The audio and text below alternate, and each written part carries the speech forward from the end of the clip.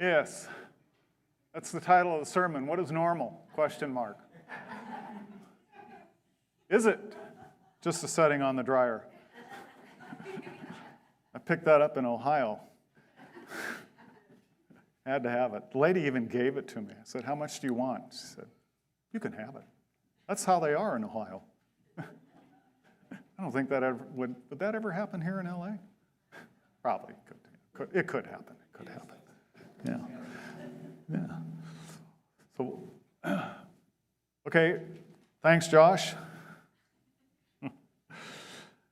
What is normal?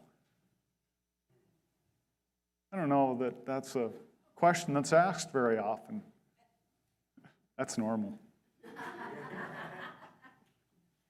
Oh, God. That is normal. Not a question that is asked very often. What is normal? I think it's beyond comprehension for a lot of people. What would you say? Somebody asked you, "What's normal?" "Hey, man, I'm normal." Well, you're in trouble if you think that I'm normal. Am I normal, Allison? Okay. She said no. I think that's a good thing.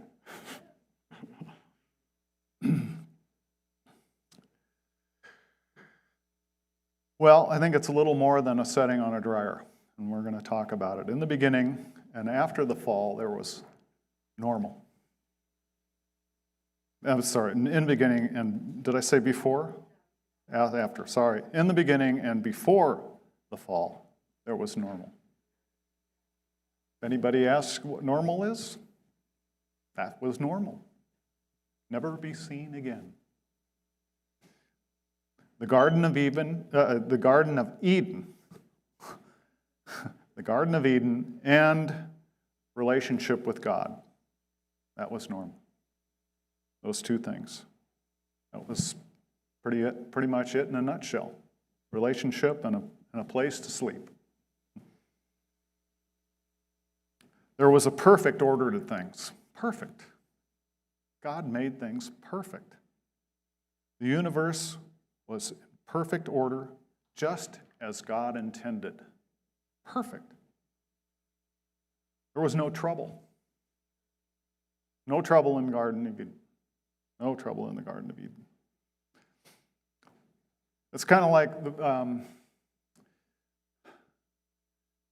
I asked Pastor Summer a question once.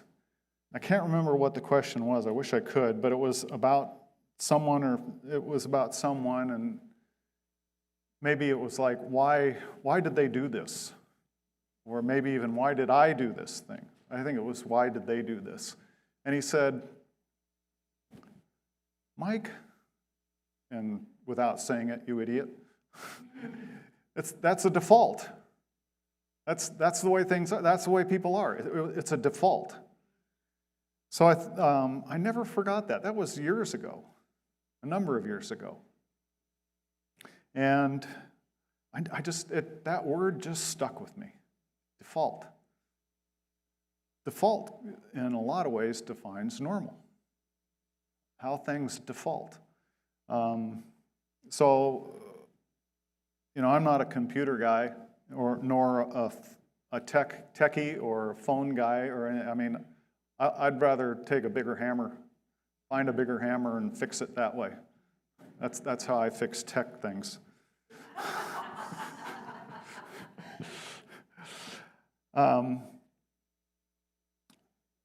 But God, this was like God, the Garden of Eden, and just everything just handed to Adam and Eve on a platter, mankind on a platter.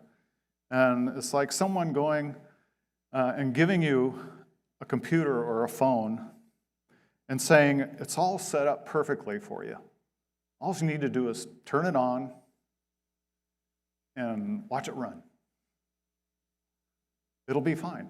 Whatever you do, don't mess with the defaults. Don't mess with the defaults, whatever you do. You can't do it. It'll mess everything up if you do.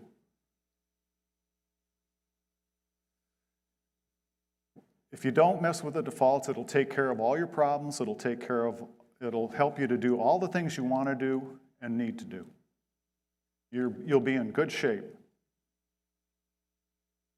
Everything will be in order. So, as we know, just had to mess with the defaults, didn't we? We just had to go into the phone, the computer, and start tweaking it. So it's just so. So it would be exactly what we want, or what we think we want. Just a little tweak here, a little tweak there. When I got my first computer and my first computer program, man, I learned all about that. Tweaking, it was a cabinet program, and it had, it was just full of defaults. And no, this isn't right, and that's not right, and I go in and tweak it and do this thing and do this. I mean, forever tweaking it, and I don't know if it was ever as good where I brought it to as it was when if I had just left it alone.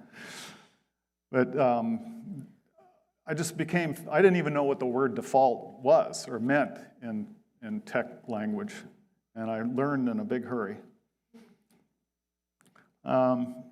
So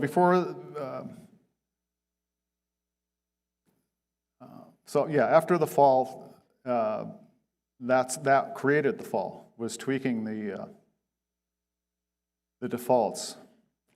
So the fall, and the garden was closed, and man fell from grace from God. The relationship wasn't terminated, but it was a lot more difficult. There were problems and troubles and things that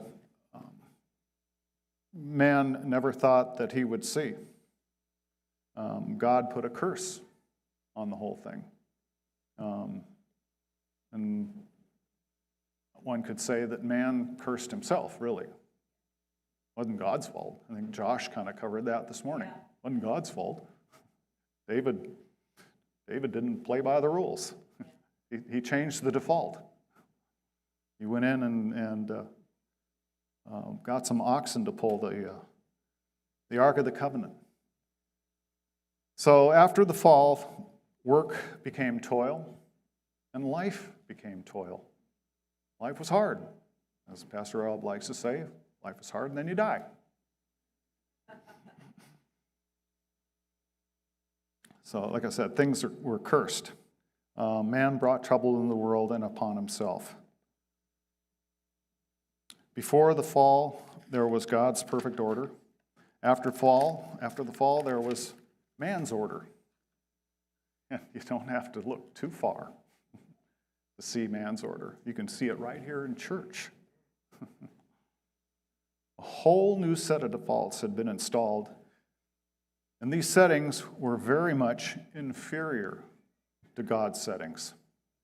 Just as when I went in my cabinet program, used to say, it was inferior to what was given me on a platter.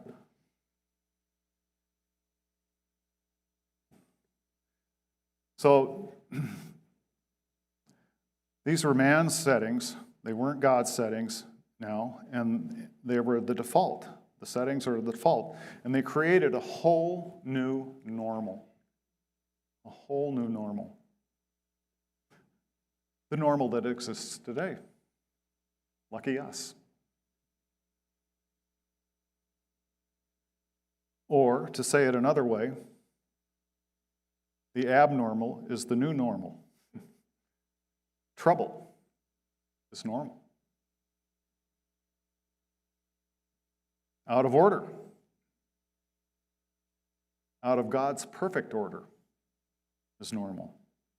In the whole universe, man is the only thing out of order and in trouble. The whole universe.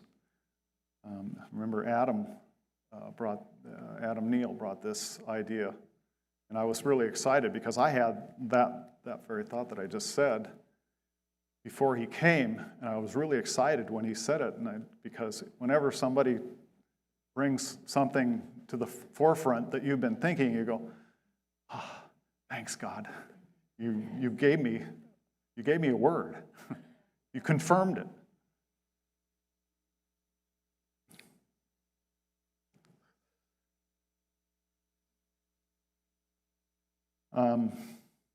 So yeah, we're just out of order. Nothing else is out. The animals aren't out of order. The sun isn't out of order. The galaxies aren't out of order. Nothing's out of order except man. How many of you have trouble in your life? Of course you do. Of course you do. It's a default. It's the normal. Just be assured of that. It's normal. The world is a very troubled place. Lots of trouble all the time. Just look at the news. That's all they talk about, trouble. Or just look at history and our troubled past. Wars and dissension and all that. What's going on today? Just look around today. Is there trouble in the world? Is it at the forefront? Or look at the Bible. You want to find some trouble? It's all through the Bible. The Bible, for all practical purposes, is the book of trouble. It's the book of trouble. Everyone, including God and Jesus, had troubles to deal with. From Adam and Eve till the book of Revelation. It's all troubled and troubling.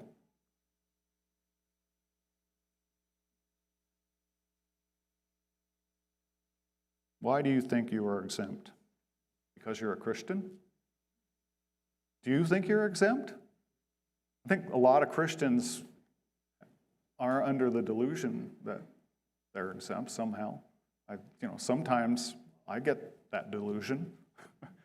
Sometimes I say, why is this happening to me?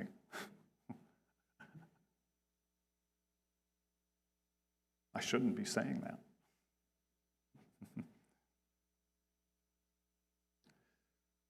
I had a premonition, a deep, deep thought at the very least. I remember I was walking on my deck in the back of the house there, and I was thinking, man, things have been too good for too long. They have. They have.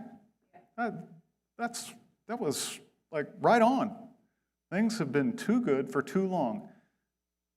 And by gum, if COVID didn't come along.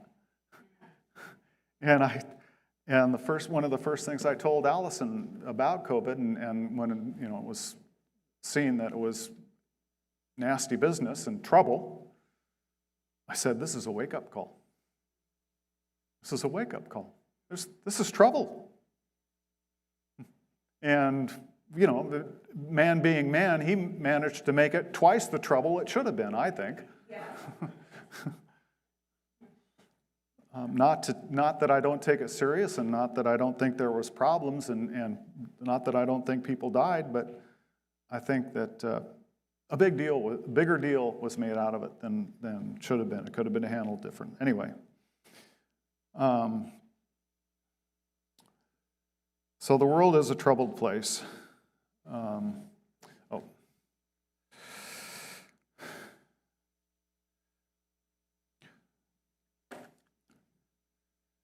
So I remember reading in Job a long time ago too, and it was one of those scriptures that just struck me and stuck with me and stayed with me, and I just couldn't not remember it. And it's as surely as sparks fly upward, man is born to trouble. So there's something in that. There's something about that scripture. It's just rock hard true. You can't fault it. You can't find anything in it that is remotely not true. As surely as sparks fly upward, man is born to trouble. Too many Christians think they inherit the Garden of Eden when they're saved, and when in fact, they just get a whole new set of troubles. You remember the day? I'm saved. This is going to be a piece of cake. My troubles are over. Well, I don't know about you, but I got a whole set of new ones. Jeremiah 45:5. This one blew me away. We're reading through the Bible, we read Jeremiah, and this one really hit me. And it says, should you then seek great things for yourself, do not seek them, for I will bring disaster on all people. Let's say all? Okay, all people, declares the Lord. But wherever you go, I will let you escape with your life. That sink in. God's not going to save you from all your troubles. He might spare your life, but that tells me you're going to go through some troubles. All of you, all of us, all. It says all.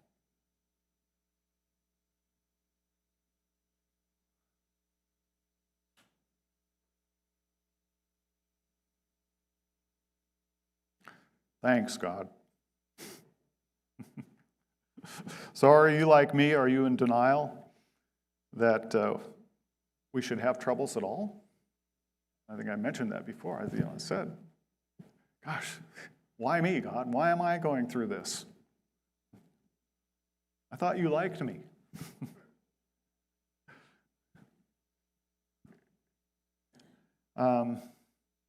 Let's look at 1 Peter 3:17.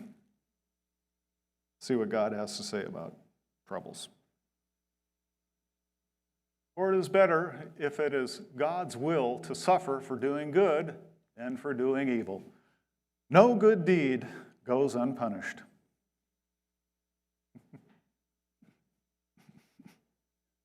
That's what God has to say about trouble right there. That's one thing. How about 1 Peter 4:12? Dear friends, do not be surprised at the fiery ordeal that has come on you to test you as though something strange were happening to you. That kind of wipes out the why, God? Why is this happening to me? Why are you surprised? Why should you be surprised? It's the default. Trouble is the default. It's built into the computer. If anything, we've only enhanced it. And this is kind of my revelation here, James 1:2-5.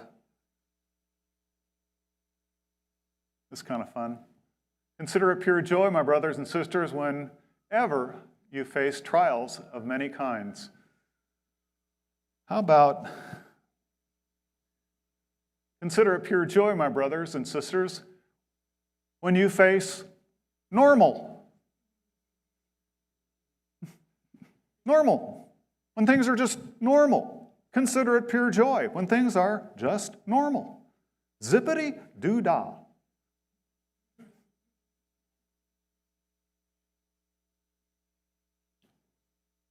Matthew 5:3-12. Blessed are the poor. Just go down the list here real quick. Blessed are the poor in spirit. That doesn't sound real joyful. Blessed are those who mourn, they will be comforted. That doesn't sound right. Blessed are the meek, for they will inherit the earth. Well, that's a little upbeat. Blessed are those who hunger and thirst. That doesn't sound real upbeat, but they will be filled. That's upbeat. Okay. Blessed are the merciful, for they will be shown mercy. I like that. Blessed are the pure in heart, for they will see God. I like that. Blessed are the peacemakers, for they will be called children of God. I like that. Blessed are those, blessed are those who are persecuted because of righteousness, for theirs is the kingdom of heaven. Okay? Blessed are you when people insult you, persecute you, and falsely say all kinds of evil against you because of me.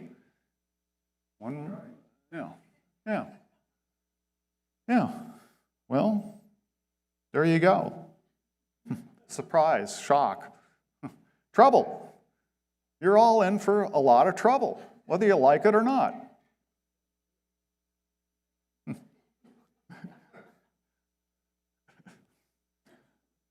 Man desperately tries to make the abnormal normal. No trouble. He wants utopia. Utopia. Man, me, you, we're all in denial of reality. Trouble is reality. Denial is, why me? And not consider it pure joy. Denial of reality. And reality always wins. Be sure of that. Reality always wins. And God is reality, so God always wins. God has spelled out reality. He calls us out on our defaults. I've got a list. I've got a list of defaults. Man's defaults. You ready? The right way is my way. Fear, worry, justification, anxiety, lying, self and other gods first, critical. He's a destroyer, makes war. We make the same mistakes over and over. Complain, greed, I want, discontent, biased, or my way, to be nice and not to be good. Prejudice, rebellious, disagreeable, deceived, trusting your own feelings.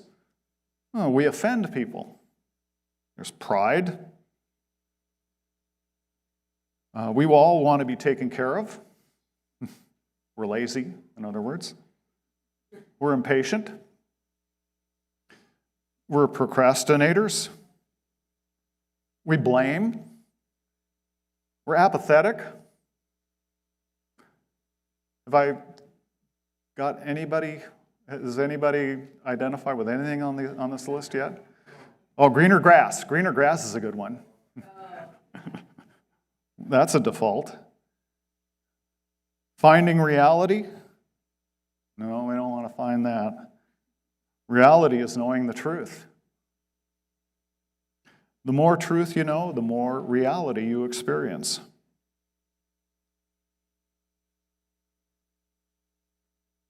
Do we grow weary of doing good? Here's one of man's classic defaults. We will get it right. Man will get it right. We don't need God. So one of man's classic defaults is man versus God.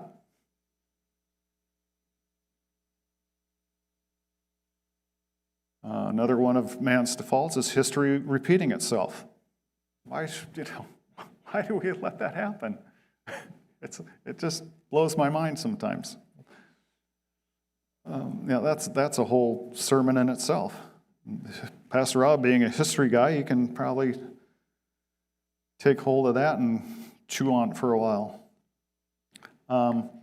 So with all these, that's the short list. Come on. That's the short list. So Solomon pipes up in Ecclesiastes, and he's bemoaning life and how hard it is. And he says, what a heavy burden God has laid on men. think that's 1:13. Ecclesiastes 1:13. Well, or does man lay the burden on himself? Have we laid a burden on ourselves? Are we blaming God for something that we should be accountable for? As Christians, we've learned to give it to God sometimes. What a heavy burden God has laid on men. One of the heaviest burdens that I kind of came across that God lays on us is we have to take up our cross daily. That's trouble. That whole scenario is trouble. So the burden is the norm. Having a burden is the norm. We always have a burden. I wake up with a burden usually. I go to bed with a burden. What a heavy burden God, sorry, I didn't mean to blame you. It's me. I've done it to myself. Laid the burden on myself. The burden basically is discontentment. Never enough. That's one of the burdens that we carry. One of the big burdens that we carry. Never enough. We're never satisfied.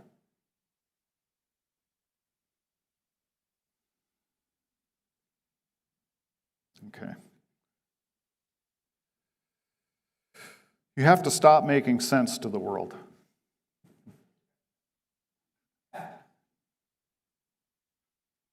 Following the defaults of the world, of man, makes sense to them. If you just follow along with the world and do what they say and do as they, do what pleases them, you're making perfect sense to them. You got to stop making sense. You need to practice the foolishness of the Bible. That's exactly what the Bible says. It's foolishness. The gospel is foolishness. You need to practice the foolishness of the gospel and stop making sense to them and consider it pure joy. Only a fool would do that. Be the fool. Step out of your box. Step out of the safe zone. The false prophet. Micah 2:11. That's a good one. If a liar and a deceiver comes and says, I will prophesy for you plenty of wine and beer, that would be just the prophet for this people. Ain't it the truth?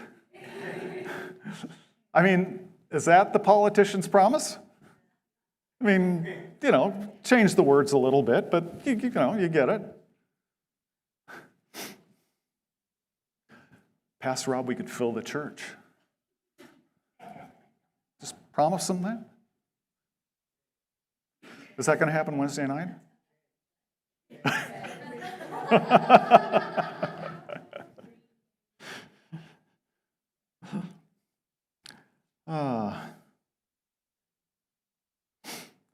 Yeah, well, another default would be, or to kind of paraphrase this maybe in a way, I want to do as much as I can get away with. I want to do as much as I can get away with. Is that a default of yours? Religious people, they're the guardians of the defaults, of man's defaults, the religious people. They know all the defaults and why they're in place and how and why you're being foolish. Those religious leaders, man, they'll tell you, they spot a fool right away. There's one! There's a fool! He's on the street corner preaching the gospel. Or what do you mean? That baby's not a life. It's in her stomach, isn't it? It's not a life yet. Who's the fool? The Pharisees of today, the political correctness, they have an answer for everything. There's another default, another one of man's defaults. How many of you have been caught out on that one? Who has an answer for everything at some point in their life? Yesterday? Today? Oh, I know.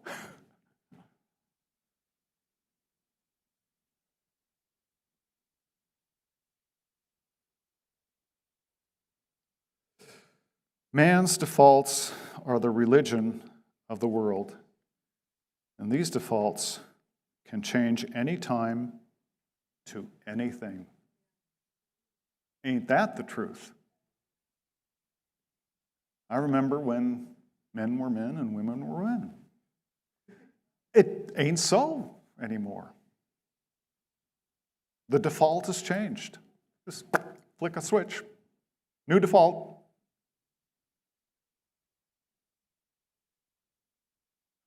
What's normal is never an issue. They don't consider what's normal. It's not an issue.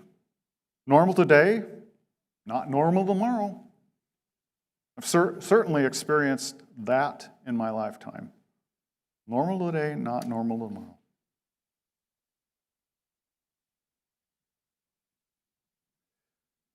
The great default, the big one. What God meant for good.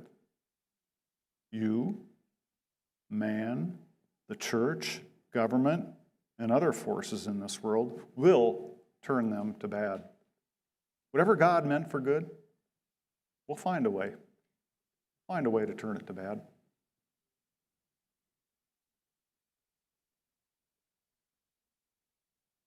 God is good, and man has turned him into bad. Something of a recent development, but powerful nonetheless. This might be one of our greatest battles as a church, as Christians.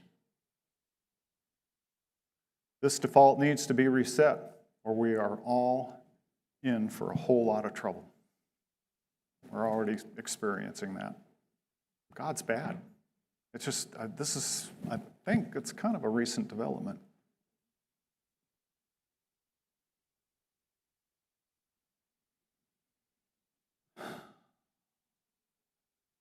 This default needs to be reset.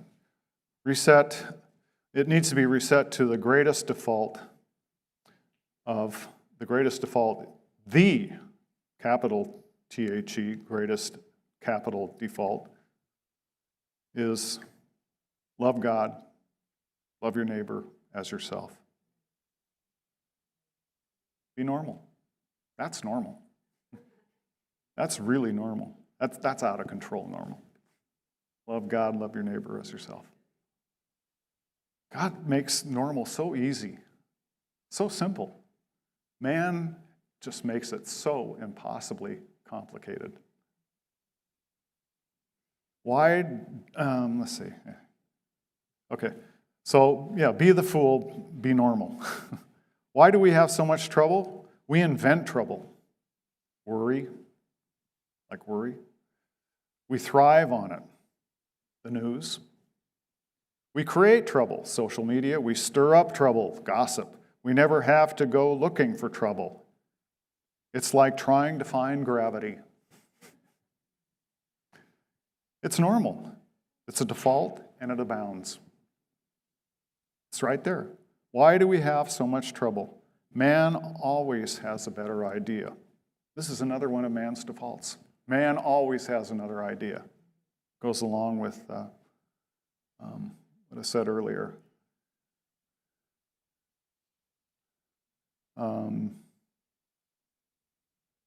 His ideas are better than God's, and certainly better than what history can tell us.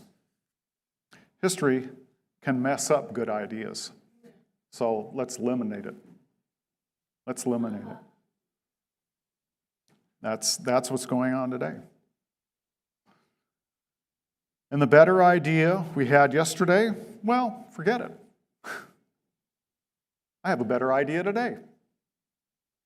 Man's default.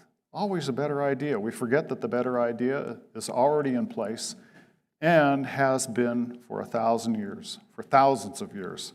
God's idea never changes. God had a better idea and it never changed. Man's ideas are always changing. Just so you know, the better idea, for the most part, always seems to be for a utopia. To make utopia normal. The normal that always seems to bring trouble. Man's pursuit of a utopia always seems to bring trouble. Just look at history. How do you put an end to trouble? My mom had a great line. What was it, Allison? Well, what do you expect?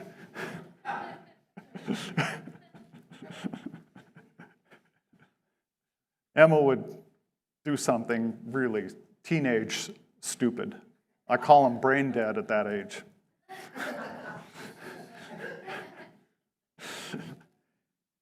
Allison would come in fretting and just, Emma. And my mom would just go, well, what did you expect?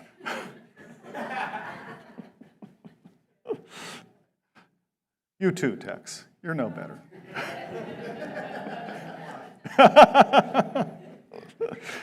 You should get up here and preach sometime.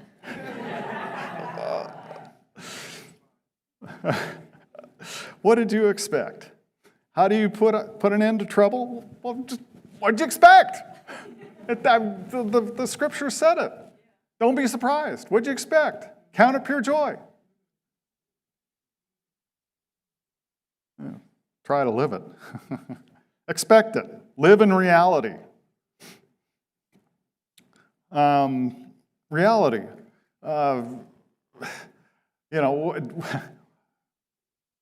Your house burns down in Topanga.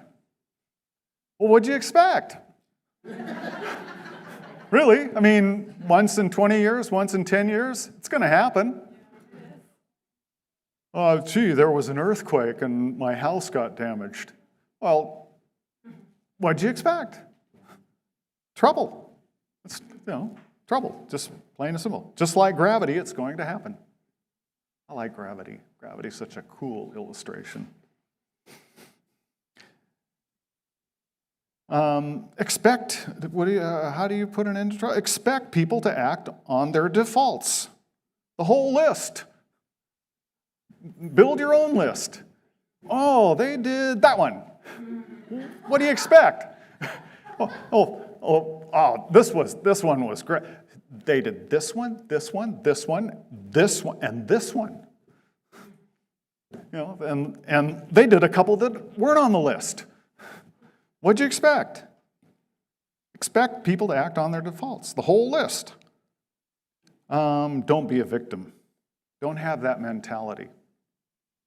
Everybody's a victim. Everybody. I'm a victim, you're a victim, we're all victims. But it's when you get that mentality, when you take on that mentality of victim, then you're in trouble. Now you're in trouble. Your trouble will never go away as long as you think you're a victim. God sets you free from that. James, I think I had this thought, James 1:2, count it pure joy. It's all about not being a victim. Consider it pure joy and normal. God meant it for good. We've got to start thinking that way. I'm talking to myself, and I know that I'm not going to do it. But, makes for good conversation. Makes for... Anyway, you get the idea. Consider it pure joy and normal. God meant it for good. It's not trouble. It's a building block to a better life.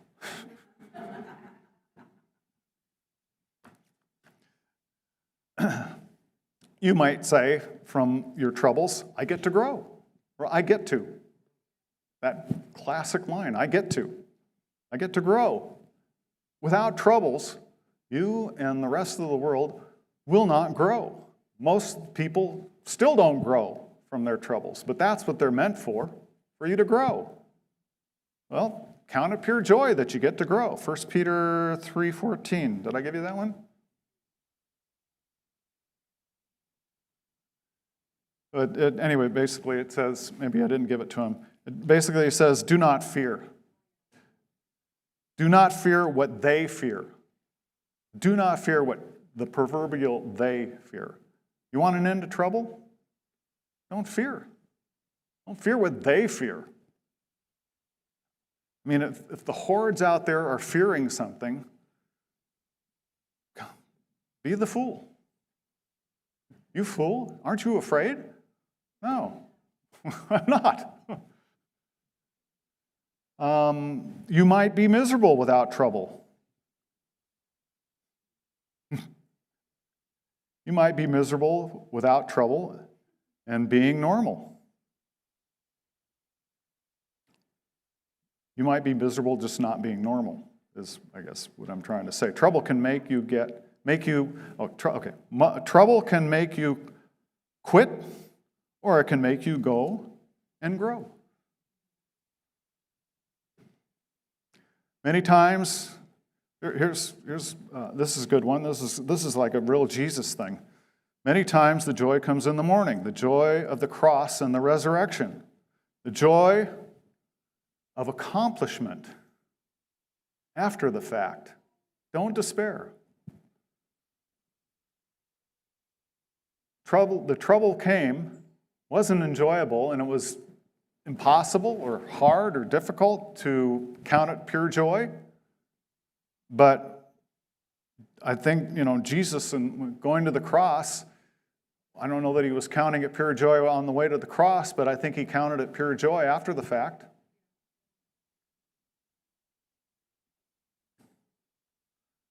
Find joy in the accomplishment of what your trials and troubles have put you through and how it has caused you to grow.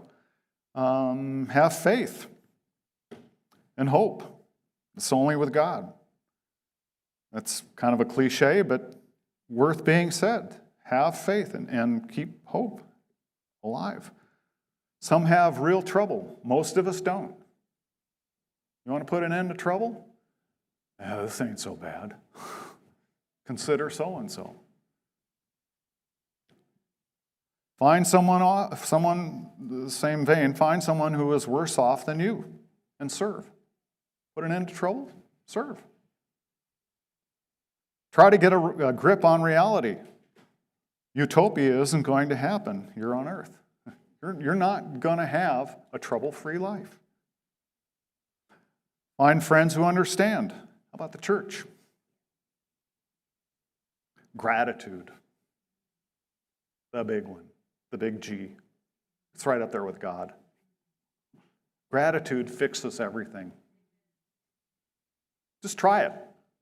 Next time you're down, next time you're despairing, next time there's a problem, next time you feel really bad, find something to be grateful about, and you'll be kicking yourself that you aren't grateful.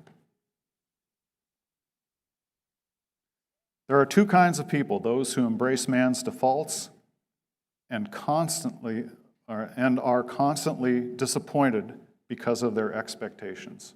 This is the normal out there. This is the normal person out there. Those who embrace man's defaults and are constantly disappointed because of their expectations. Pastor Rob is a big one on expectations. They will disappoint. Man is full of expectations.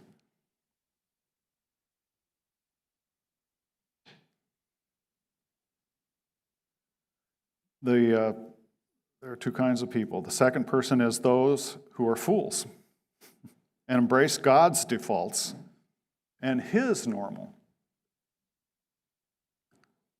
Those who have hope and fight the spirit of the world, and fight the defaults of the world, fight all the things that are wrong with the world.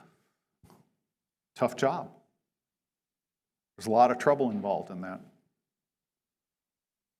There's a third person, the apathetic, one who just doesn't care. That's big trouble.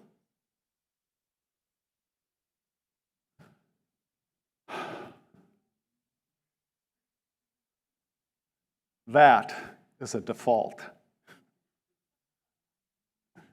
That is using all the defaults God set in place in the atmosphere. I'm at 18,000 feet. I could say that's me, but it's not, but it could be because the glider is identical to mine, and I am about 2 miles ahead of this guy at 18,000 feet. Heading back, those are the Sierra Nevadas. Down here is Mount Whitney, and I'm headed to Lone Pine. And I'm at 18,000 feet, and I am praising God for the defaults that He set in place that I could do that. There's no motor on that thing. I got released at 9,000 feet, climbed another 9,000 feet, went 100 miles up to White Mountain, and 100 miles back from Lone Pine, back to Lone Pine. Am I stoked? Yes. Yes. I like God's defaults. It's time for you guys to get really stoked, really liking God's defaults, liking them so much that you'd never even think of going to switch the computer defaults, change them up, and do what the world is doing, all that insanity out there. I'm done.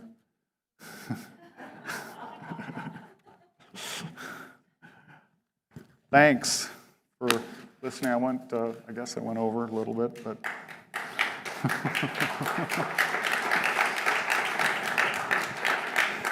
it was fun. I had a good time. I hope it didn't bore you guys. Anyway, I don't know what to say. Anybody, bow your heads.